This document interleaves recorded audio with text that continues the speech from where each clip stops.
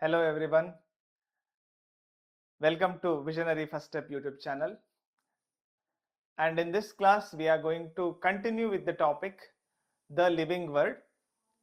In that, up to taxonomic categories we completed, and the next part is species.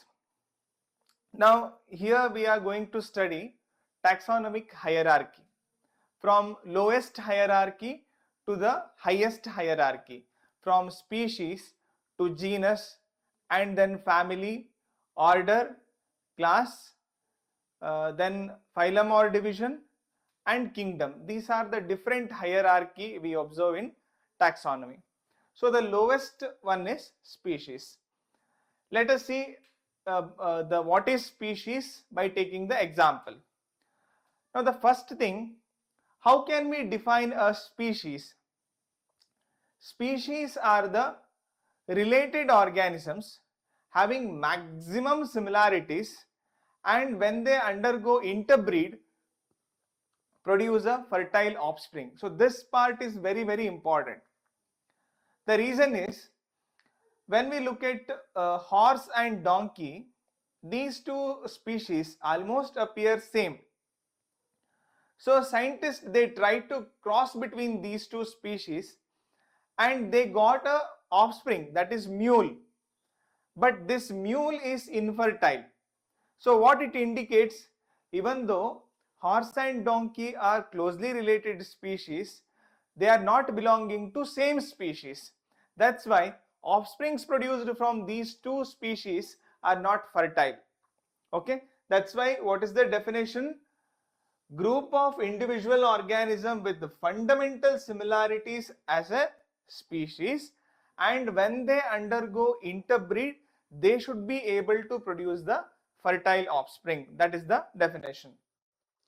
Now, one should be able to distinguish one species from the other closely related species based on the distinct morphological differences. So, anyone who wants to identify one species from another species, then he should be able to identify fundamental differences which is present in those organisms. Now let us consider Mangifera indica, Solanum tuberosum, and Panthera leo. Here three species are taken. Mangifera indica, as we all know, it is mango. Then Solanum tuberosum, it is potato, and Panthera leo, it is lion. Now in these three scientific names, which one indicates the specific epithet or species name? That is indica, tuberosum, and leo. Okay, so these three represent the specific epithet, while the first words Mangifera, Solanum, and Panthera, this represents the genus name. Okay. Now each genus may have one or more than one specific epithet. For this, anyhow, we will study some examples under the genus. Let me take one example. If we take Solanum genus, under that we observe so many species. Solanum tuberosum, that is potato. Solanum melongena, that is brinjal. Then Solanum lycopersicum, that is tomato. Likewise, there are so many species under the genus Solanum. Similarly, under Panthera also. Okay. So each genus may have one or more than one specific epithets representing different organisms but having morphological similarities. Even though they are different species, they have some morphological similarities. For example, Panthera has another specific epithet called tigris, and Solanum includes the species like nigrum and melongena. That's why I have taken only one example related to Solanum. Here they have given one more, that is tigris. In case of Panthera, we observe tigris, leo, and pardus. Panthera tigris is lion, Panthera pardus is leopard, and Panthera leo is lion. All these species belong to the genus Panthera. The reason is they have fundamental similarities. Human beings belong to the species Sapiens, which is grouped in the genus Homo. Okay, the scientific name of the human being is written as Homo sapiens. That is a scientific name. Now here I have given some of the pictures, that is Panthera leo, lion, Panthera pardus, this is leopard, and Panthera tigris, tiger. Here you can see this is Solanum tuberosum, potato, Solanum melongena, brinjal, and Solanum nigrum. Okay. Now this is Solanum lycopersicum, tomato, and Solanum torvum, this is wild brinjal. Okay, these are some of the example for species, different type of species. Now coming to genus, so now we will try to understand the taxon or category. What is genus? What it includes? Now if I say the word genus Solanum, it includes certain species which have more common characters, more similarities. In other words, I can say the species belong to same genus. In case of plants, if I graft those plants, the grafting will be successful. The reason is they are closely related species. Now, what is the definition? Genus comprises a group of related species which has characters, more characters in common in comparison to species of other genera. Now, we can take different genera like Mangifera indica, where Mangifera is one genera and Solanum is another genera.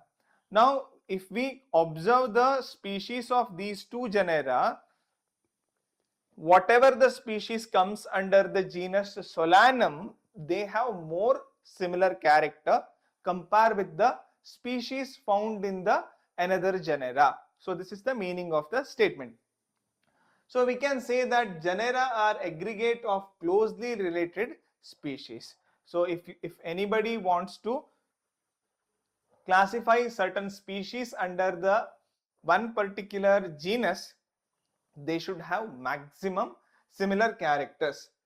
For example, potato and brinjal are two different species, both belong to the genus Solanum. Even though potato belong to the species tuberosum and brinjal belongs to the species melongena, they both belong to the genus Solanum. The reason is they have common character, similar characters. Panthera leo and Panthera pardus and Panthera tigris, even though they are different species, how do we get to know they are different species? When we crossbreed them, they were able to produce not able to produce fertile offsprings. That's why they belong to different species. Okay, so several common features are present. That's why they belong to the same genus, that is Panthera. So this genus differs from another genus Felis, which includes the cat. Now cats, even though they have similar characters like lion, tiger and pardus, they are belonging to different genus, not to the genus Panthera. Okay, so they have a separate genus called Felis. Next one, family. Now, if we observe some of the common characters in a genus, then we can classify those genus under the particular family. Now let us take some of the examples. See, Solanum is one genus, Datura is another genus, Petunia is another genus. Because they have some common characters, now they are all placed under family Solanaceae. Okay, so what is the definition? Family has a group of related genera with still less number of similarities as compared to the genus and species. So why this statement is given, still less number of similarities as compared to genus and species, meaning within a species, finding out the relationship between the organism is very easy. Now slightly higher the hierarchy, that is in genus, it is slightly difficult to find out the relationship between the organisms, but it is comparatively easy. Now if we move higher from genus to the family, whatever the genus which we observe under the family, they have less similar characters but have common characters. Okay, you should know the difference between similar character and common character. Now if I take one more pen like this, if they are identical, I can say these two pen have similar character. Okay, instead of having similar type of pen, if I have one of other pen like which is used in writing, some cello pen or like that, now they are having common character but they don't have similar character. Okay, now families are characterized on the basis of both vegetative and reproductive features of the plant species. Now this statement is very important statement, because while studying family, we mostly focus on both vegetative character as reproductive character by giving equal importance. This is not the case in higher hierarchy. Okay, that's why I told you this statement is very important. Among the plants, for example, 3 different genera are present. Here one example is given. Solanum, Petunia and Datura are placed in the family Solanaceae. I know you don't know the examples like Petunia and Datura. In the next slide, I am going to show you the picture of these two plants. This is Petunia and this is Datura. Okay. Now, among animals, for example, genus Panthera, comprising lion, tiger and leopard, is put along with the genus Felis in the family Felidae. Why they are placed together? Even though they have less similar character, they have a common character. That's why they are placed under the family Felidae. Now in this case, I want you to observe one unique character. Okay, just observe here. When we look at the plant family Solanaceae, what is the suffix given here? I hope you know what is suffix and what is prefix. You should know this. Okay, so whatever the letters which comes at the last, that is considered as suffix, and whatever it comes at the beginning, that is considered as prefix. Now when we look at this family name Solanaceae, look at this ACEAE, this is the suffix, very important, which we commonly observe in all the families. Like if I write Malvaceae, see here, same suffix. This is the hibiscus family. Asteraceae,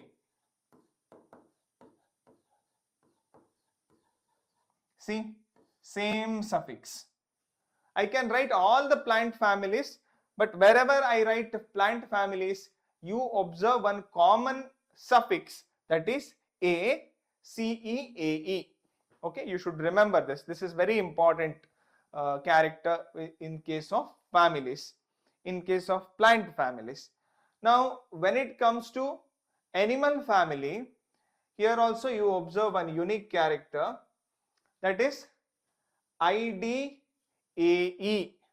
Falidae, Canidae, Homonidae, Mucidae. So last suffix are IDAE. Please remember this. Okay, so this is how we can identify whether this is the plant family or animal family. Now here also you can see IDAE. This is the Example for dog family, this is for cat family. Now coming to order. Now order includes different families but having common characters. Now this is truly based on what? Based on the reproductive character. Let us see that. So here you have seen earlier that categories like species, genus and families are based on number of similar characters. Generally, order and higher taxonomic categories are identified based on the aggregate of characters. This is very, very important character. Okay, so after from order, we take aggregate of characters, not the similar characters. Okay, I will take some example for better understanding. Order being a higher category is the assemblage of families which exhibit few similar characters or common characters. Now similar characters are less in number as compared to the different genera included in a family. Now here similar character goes on decreases from species to higher hierarchy. Okay, so plant families like Convolvulaceae, again observe the suffix a, ceae, Solanaceae are included in the order Polymoniales. Now this is one example for plant order, Polymoniales. So here also this suffix is important, ales, you should remember this. Okay, so mainly based on the floral character. Now while studying families, what we observed, so this is based on providing equal weightage to vegetative character and reproductive character. But when we start studying different orders, here we mainly focus on the floral character, nothing but the reproductive character. So the animal order Carnivora includes families like Felidae and Canidae. Even though there is some differences in dog family and cat family, they are considered under the Carnivora based on some common characters, because they are carnivores. Now next hierarchy, higher hierarchy is class. Now how this class is categorized or grouped? Categories includes related orders. That means here class includes the related order. Let us take some example for this. Now order Primata comprising monkey, gorilla and gibbons is placed in the class Mammalia along with the order Carnivora that includes the families like tiger, cat and dog. Now just look at these organisms. Is there any similarities here? Dog is different, cat is different, then we can say human beings are different, gorilla, gibbons, they are all different. One is belong to the order Primata, another one belongs to the order Carnivora. And why they are placed together under the class Mammalia? Because they have some common character. What is that common character?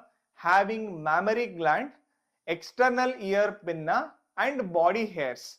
So these are very important characters, common character found in all the organisms. Now let me tell you one important character here.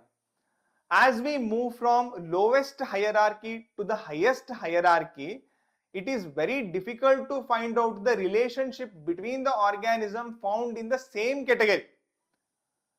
So how can we explain this? Let us consider rat and elephant. They both belong to Mammalia. Now they are in a same category. Now find out the relationship between the rat and the elephant. It is very difficult, right? We cannot compare those two organisms. So as we move from lowest to higher hierarchy, it is very difficult to find out the relationship between the organisms found in the same category. Okay, So class Mammalia has other orders also. Some examples are there that you will going to study in detail in animal kingdom. Now coming to the next higher hierarchy, that is phylum. Next to class it is phylum in case of animals. In case of plants it is division. Now classes comprising animals like fishes, amphibians, reptiles, birds along with mammals constitute the next higher category called phylum. Okay. Now what and all the type of classes we study? Pisces, that is fishes, amphibians, reptiles, birds, mammals. See, all these are different classes. Okay. They belong to the phylum Chordata. Now, all taxonomic categories showing hierarchical arrangement in ascending order, these based on the common features like presence of notochord and dorsal hollow neural system. So, what character classify the fishes, birds, reptiles, mammals together is that common character is presence of notochord and the dorsal hollow nerve cord. If these two characters are present, even though organisms are morphologically totally different and we cannot find out similarities between a fish and the elephant or a fish and the human beings, but they belong to the phylum Chordata. Okay. Then in case of plants, classes with few similar characters are assigned to the higher category called divisions. Can we just discuss some of the classes of the plants? Do you remember any class? Class Monocotyledonnae and class Dicotyledonnae. So Monocotyledonnae and Dicotyledonnae are belonging to the division Angiospermae. Okay, there are different types of division we will study: gymnosperm, angiosperm, pteridophytes, like that. Now, next, the highest hierarchy in the taxonomic category is kingdom. So in the second topic, we are going to study in detail about the 5 kingdom system of classification, where we study bacteria separately under the kingdom Monera, then all unicellular eukaryotes under the kingdom Protista, and fungi under the kingdom Mycota, plants under the kingdom Plantae, and animals under the kingdom Animalia. So that is the highest taxonomical hierarchy. So here we only observe common character, most common character. Anybody can, by looking at the organism, say whether it is plant or animal, right? So that is the common characters, and finding out the relationship is very, very difficult. Okay. Now here are some important statements we are trying to understand.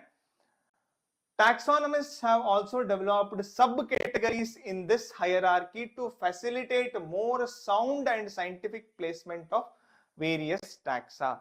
What is subcategories? Like if you see in case of species, we have different varieties. So those are the subcategories for sound study or easy study. As we go higher from species to kingdom, the number of common characteristics goes on decreasing. Now, why this statement is so important?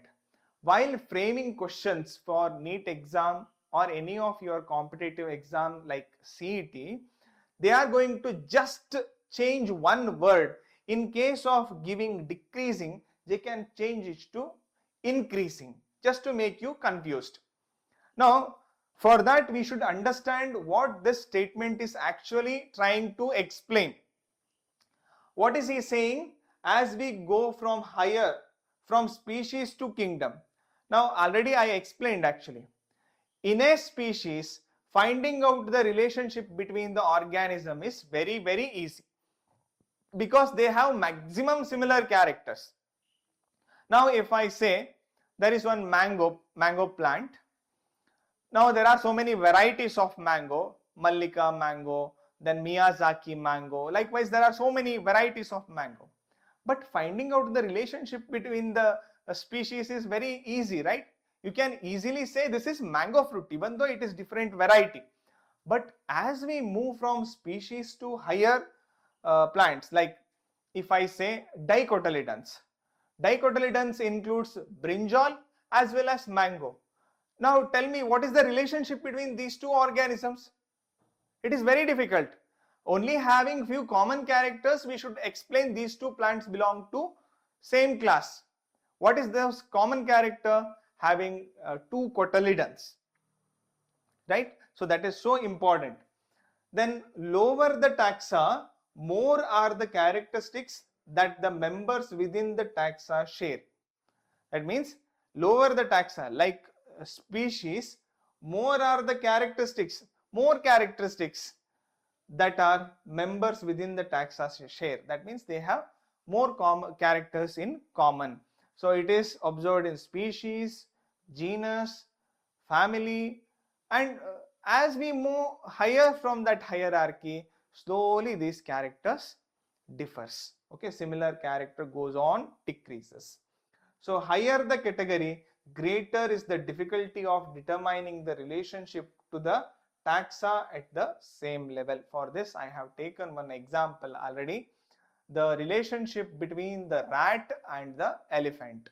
Even though they both belong to the class Mammalia, finding out the relationship is very, very difficult, because one is small organism, another one large organism, and their food habit, all those things are different. Okay. Hence, the problem of classification becomes more complex. So, as we move higher, it is becoming more complex.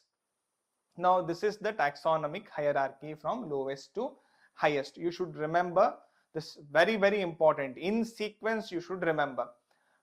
Because what happens sometimes, the question is based on ascending order and descending order. Okay. So in that case, you should be careful about this arrow mark. Suppose the arrow mark is upward from species to kingdom, then it is ascending. If the arrow mark is downward, then it is descending order. So the lowest is species, then comes genus, family, order, class, phylum for animals, division for plants, and then kingdom. Okay, that's what we studied in detail. Here some examples are given. This chart is very, very, very important, extremely important topic, because there are so many possibilities in which they can ask the question. For that, you should have a thorough remembrance of all these examples. Okay, that in that first one, the scientific name of human is Homo sapien. They belong to the genus Homo, family Hominidae, order Primata, class Mammalia, and phylum it is Chordata. Now coming to housefly, scientific name is Musa domestica, and the genus name is Musa, family name Musidae, order name Diptera, class Insecta, and the phylum Arthropoda. Then next one, Mangifera, that is the genus name. Indica is the species name. Belong to family Anacardiaceae and order Sapindales. Then class Dicotyledonnae and division. Here it is division. Okay, that is Angiospermae. Wheat Triticum aestivum and the genus Triticum, family Poaceae, order Poales, and class Monocotyledonnae, and the phylum or that is division is Angiospermae. Okay, so in this chart, if we interpret it properly, we will get some informations, like here in the case of animal family, the suffix is id ae. Here also it is id ae. In case of plant family, it is AC EAE. Here also it is AC EAE. In case of order of the plants, it is ALES. Here also it is ALES. This is all very, very important characters. In case of class, here you can observe ONAS. MCEE, monocotyledone and dicotyledone. So these are some of the important characters you should remember while studying the chart. Okay, so type of question I will tell you. Suppose order of human is primata. Find out the similar order in case of Musa domestica, they will give. Then options will be given. At that time you should know human beings belong to order primata and the housefly belong to the order diptera. So likewise questions will be asked. Okay, and you should know the scientific name also, and the way of writing scientific name is also very important. So with this we completed the explanation part of the first topic, that is the living world. I hope the concepts are clear for all of you, and in the next session I will try to come up with some type of MCQs which will help you to face the competitive exams like NEET and CET. Thank you for watching.